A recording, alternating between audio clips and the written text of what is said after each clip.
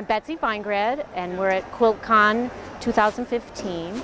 And I'm here with a quilt, it's called Spare Change.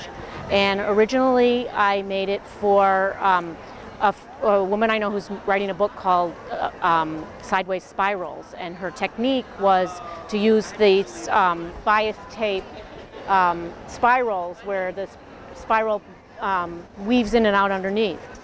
And after I finished it, I happened to just be checking the website for QuiltCon and found out that there was a bias tape challenge. And I thought, well, when is that ever going to happen again? And I asked the author, the author is Renee Merrill, and I asked her if it was okay, if she could get it back to me in time to enter it in the show. And she got it back to me, and the book will be published, I think, in March or something like that. But anyway, my idea was to sort of take a traditional Amish bars quilt, which was called Chinese coins. And so in this area here would have been straight strips of brightly colored fabrics. And then in this, where it would be a solid panel, sometimes black, or would be like a cable quilt, or some kind of hand quilting. So I sort of modernized it by reversing the image. And I spent a lot of time figuring out the color gradations and everything. And it's all made from Kona cotton. It has wool batting. It's machine quilted by me. And on the back, I used all the scraps from the front.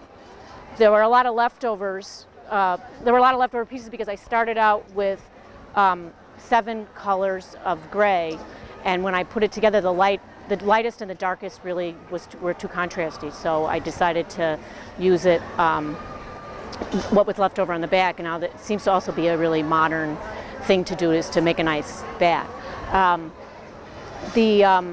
And that's why I called it Spare Change, because a play on the name Chinese coins, and then with all the leftover fabrics on the back, everything that was, basically what was left on the floor ended up on the back. And because I cut these into long strips in one piece, there were a lot of long strips of fabric left over. And this is one of the first more modern things I've done. I've been quilting for about 20 years, and most things are more traditional or more accurately piecing, stuff like that. So this was sort of the first thing into something that was a little bit more improvisational.